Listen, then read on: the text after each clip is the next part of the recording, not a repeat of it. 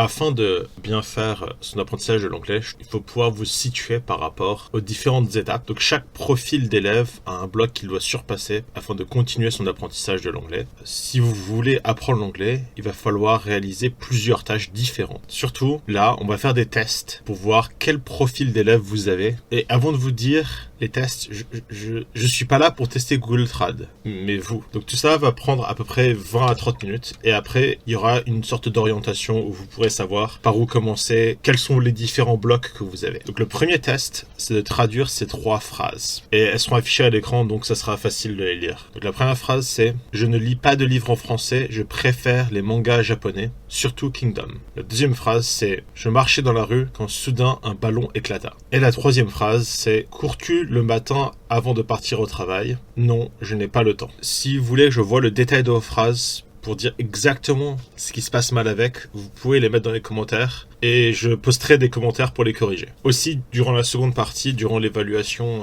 parce qu'après il y a une évaluation des tests dans cette vidéo. Le second test, c'est vous devez prononcer le tongue twister suivant. Je vais vous le lire plusieurs fois pour que vous l'entendiez bien. C'est « Through 3 cheese trees, 3 free fleas flew. While these fleas flew, freezy breeze blew. Freezy breeze made these 3 trees freeze. Freezy trees made these trees cheese freeze. That's what made these 3 fleas sneeze. » Encore une fois. Through 3 cheese trees, 3 free fleas flew. While these fleas flew, freezy breeze blew. While freezy breeze made these 3 trees freeze. Freezy trees made these trees cheese freeze. That's what made these 3 free fleas sneeze. Donc test 3. Le test 3 est un peu plus difficile, c'est un test d'endurance et de talent, donc il va falloir prouver que vous avez les deux. Il s'agit de répondre rigoureusement à une question. How much should an education cost? And what should it contain and why? Je vais répéter. How much should an education cost? What should be in it and why? Donc test 4. Ici, il n'y a pas vraiment de choses à faire, il suffit juste de répondre à une question. Avez-vous lu un livre en anglais, par oui ou par non? Donc là, si vous avez fait les tests, en gros, si vous avez traduit les phrases, si vous avez réussi à dire le tongue twister, si vous avez répondu aux 2 questions du test 3 et 4, alors là, vous pouvez passer à la suite, la correction et à l'orientation. Partie 2. Voilà les réponses des phrases du test numéro 1. I do not read French books. I prefer Japanese mangas, especially Kingdom. I was walking in the street when suddenly a balloon popped. Do you run in the morning before going to work? No, I do not have the time. Ça nous amène très rapidement le résultat de ce premier test au profil du noob. Si vous avez loupé ce premier test, vous êtes un noob. En fait, le noob ne connaît pas les règles du jeu. Un noob, par exemple, d'autres choses amusantes, c'est vous savez pas ce que le verbe to happen veut dire ou to fix. Le noob aurait du mal avec ce type de phrase que je viens juste d'énoncer. Si vos phrases ne correspondent pas exactement à celles que j'ai écrites moi, elles peuvent quand même fonctionner, mais si elles fonctionnent pas, et surtout si vous les avez mis dans les commentaires et que je vous dis qu'elles fonctionnent pas, ça veut dire que vous devez vraiment revoir la grammaire de l'anglais. Vous avez un bloc dans la grammaire et les vidéos sur la conjugaison et comment poser des questions, vous devez les regarder et vous devez vous entraîner à écrire des questions. Comme on dit toujours, vous pouvez pas jouer à un jeu si vous connaissez pas les règles, vous allez vous faire exploser. Maintenant, on va passer au second test. Le second test, si vous vous souvenez bien, c'était un tongue twister. C'est le second profil, ça s'appelle le fantôme. Le fantôme a un problème, il ne sait pas parler anglais. Il connaît peut-être même bien la grammaire pour faire des phrases, mais quand il s'agit de les dire, c'est impossible. Ce poème est même d'ailleurs très difficile à prononcer. Et le bloc qui révèle, c'est celui de la prononciation. Mais c'est même pas un bloc au niveau de savoir prononcer les mots, c'est un bloc au niveau de prononcer les mots. Et si vous n'avez pas essayé de dire le tongue twister, vous êtes un fantôme. Parce que c'est que en s'entraînant à dire des exercices comme ça que vous pourrez apprendre à bien parler. Parce que tant que vous vous entraînez pas à parler, votre anglais va rester tout cassé et vous aurez trop peur pour l'utiliser. Essentiellement, c'est un cercle vicieux. Vous refusez de parler, donc vous vous améliorez pas. Et là, c'est le moment où je dois répondre à une critique de beaucoup d'élèves que j'ai eu au fil des années. C'est élève typique qui dit toujours Essentiellement, il va parler avec la voix de la paresse. À ce moment-là, il va dire « C'est pas grave d'avoir un anglais tout pété tant que je comprends bien. » En fait, malheureusement, comprendre et prononcer une langue sont des opérations mentales complémentaires. Faire l'une aide l'autre. Chaque mot bien prononcé augmente les chances que lors d'une écoute, ce dernier soit reconnu. Sans pouvoir prononcer les mots, comment les comprendre facilement? Cela diminue grandement le bénéfice de l'écoute. Aujourd'hui, avec les vidéos et l'apprentissage gratuit et vital disponible en ligne, comprendre et donc prononcer est vital. Et aussi, ça ne dépend que de vous. Le troisième profil est celui du paresseux. Le paresseux, c'est celui, quand il s'agit de répondre rigoureusement, il pense être correct et rigoureux en anglais, mais il a répondu avec 4 phrases ou moins,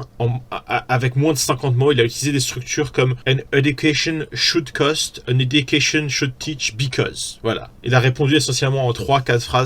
Et beaucoup d'entre vous ont peut-être fait encore moins que ça. Maintenant, il faut vous expliquer le problème avec cela. Pour répondre rigoureusement, il faut d'abord définir les termes, puis donner des exemples et des situations pour illustrer ces arguments. Pour écrire un paragraphe rigoureux sur un sujet en anglais, il faut maîtriser la grammaire et le vocabulaire. Chaque paragraphe que vous écrivez augmente votre compétence en anglais. Tout simplement, comment êtes-vous supposé avoir une conversation en anglais ou répondre à des questions compliquées en anglais si vous n'êtes pas capable de faire le travail au calme sans aucune contrainte de temps. Ici, le bloc du paresseux, c'est l'entraînement qu'il n'a pas fait au fait. Et tout requiert un entraînement. Maintenant, le dernier profil, le dupé. Si je vous rappelle, c'est lié au test numéro 4. C'est avez-vous déjà lu un livre en anglais? Dans mon expérience, l'écrasante majorité des élèves ou des ex-élèves en France répondent non à cette question. Et la question que je pose à tous ces élèves, c'est comment avez-vous appris beaucoup ou même parfois la majorité du français que vous connaissez aujourd'hui? Très souvent, ils me répondent à l'école, bien sûr, en primaire et au collège. Mais c'est pas ça que j'ai demandé. Moi, j'ai demandé comment. Et la mémoire humaine peut être traître. Mais la réponse est plutôt simple. Le vocabulaire et la syntaxe que vous avez appris, c'est en lisant des livres que vous l'avez appris. Et il n'y a que dans l'éducation nationale que la seconde langue s'apprend différemment que la première. Chaque livre lu augmente votre vocabulaire et améliore votre syntaxe. C'est un entraînement fondamental qui doit être fait pour véritablement progresser. D'ailleurs, si vous ne pouvez pas lire tout fort en anglais à une cadence décente, parler devient beaucoup moins facile. Mais imaginez, je vous donne un livre en anglais et je vous demande, lis-moi tout fort le livre. Déjà, la plupart d'entre vous, là c'est le moment où ils commencent à se lever pour s'enfuir. Et après, ceux qui sont capables de le faire, ils lisent à 2 à l'heure et l'anglais qui sort de leur bouche est tout pété. Alors que je vous demande même pas de comprendre là. Si vous n'êtes pas capable de lire les mots de façon distincte et claire, mais comment est-ce que vous êtes supposé avoir une conversation en anglais avec quelqu'un? Parce que la conversation, c'est non seulement il faut prononcer des mots, chose que beaucoup de gens ne sont pas capables de faire, mais en même temps, il faut faire 2 autres opérations mentales. Il faut comprendre les mots des autres gens, il faut choisir vos mots. Là, le livre, c'est en autopilote. Vous n'êtes pas capable de conduire en autopilote. Conclusion. Si vous n'avez rien réussi parmi les tests, ma playlist Apprendre l'anglais est pour vous. Chaque vidéo est là pour vous guider à travers un bloc. Et je dois vous dire ceci, parce que c'est vrai. Il n'y a pas d'excuse pour ne pas connaître la grammaire de l'anglais. Les vidéos que je vous donne gratuitement durent moins d'1 heure. Et si vous les suivez, si vous prenez des notes et si vous vous entraînez derrière, vous réussirez. Il n'y a pas d'excuse pour ne pas maîtriser la prononciation. Les vidéos que j'ai fait durent moins de 20 minutes. Et il suffit juste de s'entraîner. Je pense que si vous vous entraînez pendant 1 mois à prononcer les choses correctement, vous faites les 2 vidéos, vous faites les sons de l'anglais et les tongue twisters, et vous les prononcez tous les jours comme ça. En 1 mois, je pense que vous devriez être capable de prononcer les choses parfaitement. Sauf si bien sûr vous avez un problème gravissime et qu'il vous faut de l'aide supplémentaire, genre un orthophoniste. Mais ça, c'est une autre question. Il n'y a pas d'excuse pour ne pas s'entraîner à l'écrit, ça ne dépend que de vous. Personne va vous tenir la main aujourd'hui, hein. Mais si vous le faites pas, vous n'allez pas savoir comment écrire, et comment allez-vous faire des phrases à l'oral si vous n'êtes pas capable de les faire au calme avec Google et des outils et des listes de mots? Comment est-ce que vous êtes supposé parler si vous n'êtes pas capable d'écrire doucement des phrases? Et finalement, il n'y a pas d'excuse pour ne pas lire. Si vous ne savez pas lire, comment est-ce que vous allez comprendre qu'on vous parle si vous ne reconnaissez pas les mots au calme et que vous ne pouvez pas recréer les sons avec tout le temps du monde chez vous au calme? Alors que dans une vraie conversation avec une ou plusieurs personnes, ça sera le chaos, ce sera difficile, il faudra changer d'interlocuteur, ils vont parler vite, des fois même ils vont parler avec de l'anglais un peu cassé ou avec des accents dégueulasses. Si vous n'êtes pas capable de faire ça chez vous au calme, quand vous devez le faire dans la vraie vie, ça va être le massacre. Sur ce, il y a ma playlist Apprendre l'anglais. Moi je vous recommande, avec un peu de chance, de la regarder regarder en entier et de prendre des notes et de vous entraîner. Et je suis disponible, je suis souvent sur YouTube et je réponds à tous les commentaires qu'on me laisse. Donc merci de vous abonner et de bien sûr poser vos questions dans les commentaires pour que je vous réponde. Sur ce, bonne journée à toutes et à tous et à bientôt.